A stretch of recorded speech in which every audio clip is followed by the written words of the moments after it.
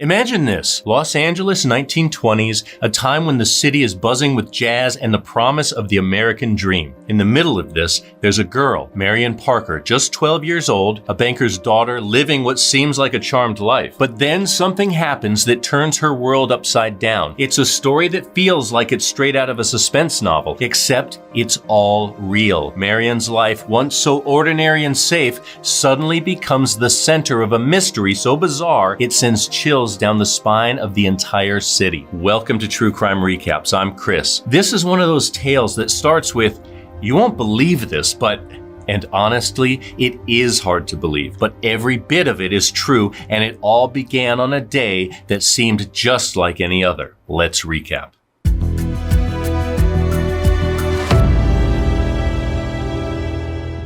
Nobody loves Christmas like Marion and Marjorie Parker. The 12-year-old twin sisters are especially excited for their school's Christmas party. It's December 15th, 1927. Each classroom at Mount Vernon Junior High in Lafayette Square, Los Angeles, is adorned with holiday decorations. The girls are looking forward to time off from class, Christmas parties at home, and oh so many presents. Their father, Perry, is a banker, and a successful one at that. The Great Depression is still 2 years away. The Parker family is riding high on the roaring 20s. Charles Lindbergh is America's heartthrob before his baby was kidnapped. Babe Ruth is breaking home run records and winning the World Series for the New York Yankees. Charlie Chaplin has everyone clutching their stomachs laughing. But one story left a bitter, disgusted feeling in everyone's heart. Little Marion Parker never got to open her presents. She never saw another Christmas. On that fateful December day, she is lured away from school and butchered at the hands of a vengeful psychopath who says a demon made him do it. Is he insane, possessed, or does he just want to be famous? LA papers dub it the worst crime in state history. Over 20,000 police officers comb the West Coast looking for a young killer in a stolen vehicle. Californians grew restless. Their bloodlust led to the harassment of many suspects and the untimely death of an innocent man. Meanwhile, the killer eats his fill at diners in Oregon. He stops for gas several times on his way to the Canadian border, and he pays for his meals and gas with the ransom money taken from Marion's father. Why was this little girl a target? What pushed a 20-year-old man to commit what some called the crime of the century? Did the devil make him do it, or did a culture that glorifies killers, kidnappers, and everything in between kickstart his quest for immortality? The Parker family lives in Lafayette Square, a historic semi-gated neighborhood in central LA. The development caters to LA's elite. The square footage of homes measure in the 5,000 and 6,000s. Harry Parker, his wife Geraldine, their eldest son, and their twin daughters Marion and Marjorie live a cushy life. Meanwhile, about 1,600 miles away in Kansas City, Missouri, a petty thief named William Hickman is graduating to more heinous crimes. William is a 19-year-old kid who had it all and threw it away. He's good in school, smart, but he's been dabbling in petty theft since he was 11. Stealing candy from the corner store is the worst thing he's ever done so far. Then he meets 16-year-old Welby Hunt. Welby is on the criminal come-up in the late 1920s. He pushes William to commit more serious crimes. They graduate to forgery, armed robbery, and eventually murder. The teenagers head west for California in 1926. While living with Welby's grandparents, William allegedly tells his partner about a strange desire. It's his lifelong dream to get someone and chop them up in little pieces and throw them along the highway. On Christmas Eve 1926, the duo holds up an LA drugstore.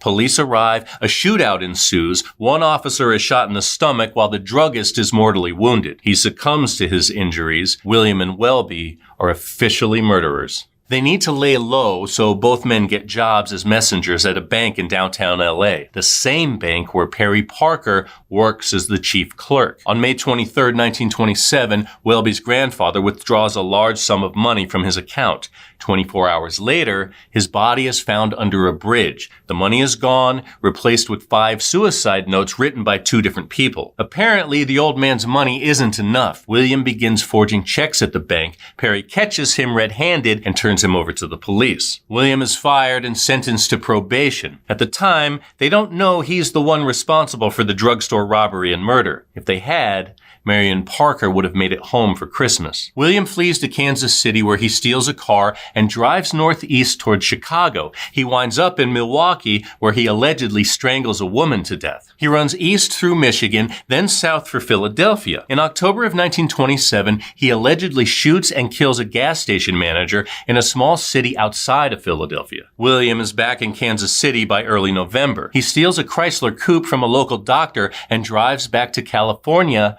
with vengeance on his mind. Perry Parker ruined his life. He has money and a happy family, two things William always lacked. Penniless, William concocts a plan to extract cash out of Perry.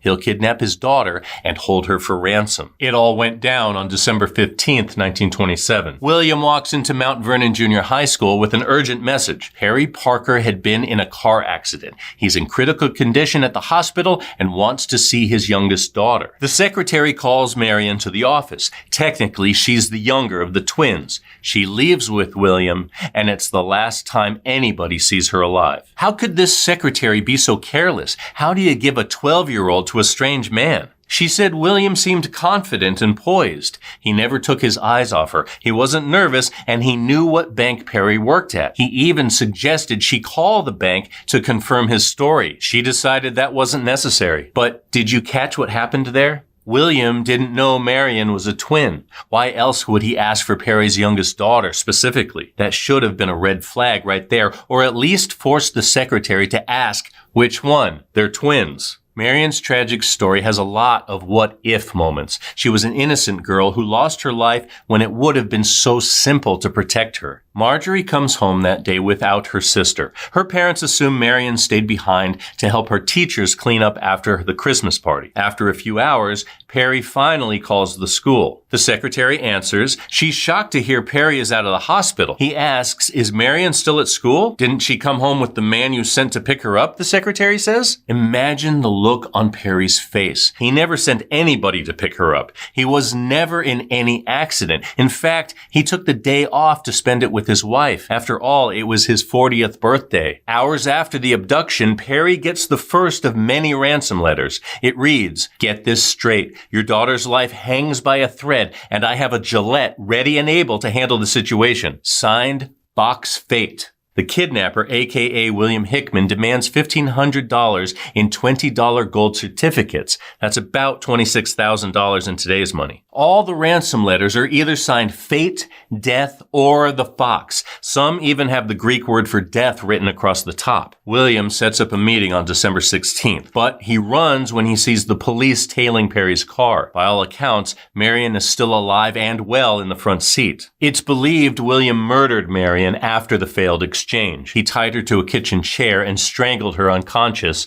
with a dish towel. Next, he hangs her body upside down over the bathtub and slits her throat. When he's drained her blood from her body, he begins sawing off her arms and legs. He claims the body jerked and flew out of the tub, suggesting Marion is still somehow clinging to life. William stuffs her torso in a bag and wraps her severed limbs in newspaper. Then, needing a break, he tries going to the movies. He allegedly cries and leaves about halfway through. At home, he realizes Perry will want to see his daughter alive before he pays any ransom money, so William uses piano wire to sew her eyes open. The next night, William meets Perry at the corner of Manhattan Place and 5th Street. He pulls along Perry's car and waves a shotgun in his face. Perry can just make out his daughter's face in William's front seat. He sees her eyes are open. He assumes Marion is still alive, but drugged since she's not moving. He throws a bag full of gold certificates into William's car. William drives forward about 200 feet. Then he opens the door and kicks Marion's body onto the curb. He speeds away into the night, allegedly saying, "Here's your daughter," under his breath.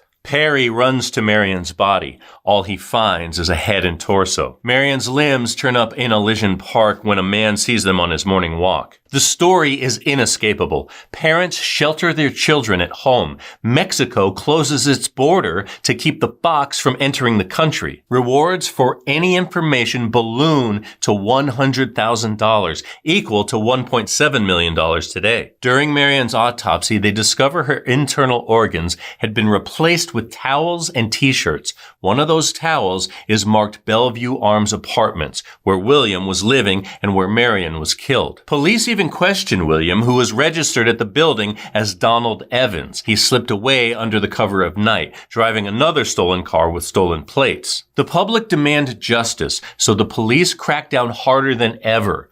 One man who matches William's description is allegedly arrested 7 times in 8 hours. He gets so tired of it, he tells them to just let him stay in jail while they search for the real killer. Another look-alike is beaten within an inch of his life by an angry mob. Police take him to the station for safekeeping, where he hangs himself in the holding cell. Meanwhile, William, aka the Fox, is enjoying breakfast at a diner in Oregon, paid for in $20 gold certificates. A search of William's apartment turns up razor blades, bloody footprints, and newspaper clippings about the kidnapping. Police find burned, rough drafts of ransom notes and a portrait of Judas Iscariot, the man who betrayed Jesus Christ in the Bible. William continues north through Oregon on his way to Washington. Several sightings at gas stations and diners along the way help police track him to Echo, a small city near the Oregon-Washington border. About a week after Marion's abduction, William is arrested after a high-speed chase with police. When he finally surrenders, he asks the detectives if he'll be famous like Nathan Leopold and Richard Loeb. You probably know those names. Leopold and Loeb were known as the teenage thrill killers who murdered a 14-year-old boy in 1924 while trying to commit the perfect crime. It was a story that many knew well. Even Perry and Geraldine Parker, who never thought it could happen to them. William became the first person in California to plead guilty by insanity under new laws. He claimed a demon named Providence made him do it. His lawyers tried to paint him as a mentally ill man who was corrupted by his religious grandfather, but William's own mouth proved to be his downfall. When he first confessed, he said he wanted the ransom money so he could go to Bible college in Kansas City. He also tried pinning the murder on 2 other guys who were already in jail at the time. He only started talking about demons when all other options fell through. The court of public opinion had already killed him. Angry mobs gathered outside the Hall of Justice in Los Angeles. Headlines read, "Hickman must hang." They got their wish in February 1928. William Hickman was found guilty and sentenced to death by hanging. 2,000 people gathered outside the courthouse and cheered like they had just won the World Series. During a separate trial, William and Welby Hunt were found guilty of murdering the drugstore owner from 1926. Welby was sentenced to life. William was a dead man walking. As for the murders in Milwaukee and Chester, Pennsylvania, William was never charged. On October 19, 1928, William walks up to the gallows inside San Quentin prison. Hundreds of reporters and guests fight for the best seats in the house. You might think Charles Lindbergh was in town. Guards walk him up the steps, arms bound to his side. They place a bag over his head and the noose around his neck. When William falls, he hits his head on the wooden platform. The drop doesn't break his neck either. He squirms for several minutes before asphyxiating. Doctor takes his pulse. When he confirms the man's dead, the cheers are deafening. Talk about irony. William tried to strangle Marion. It's only fitting he die by strangulation. It's said Marion's ghost still lingers. When the old Parker house was bought in 1988, the new owners swore they heard footsteps at night and found items out of place. They believed they shared the space with a benevolent, childlike, non-threatening spirit, a fitting description of Marion Parker, the girl who never made it home for Christmas. And that's your recap. Thanks for hanging out with us today. If you like getting all the crime in half the time, go ahead and tap that subscribe button and the bell so you never miss a story. We're here Wednesdays, Saturdays, and Sundays, but don't go away. Catch up on more recaps right here, right now. Until next time, take care.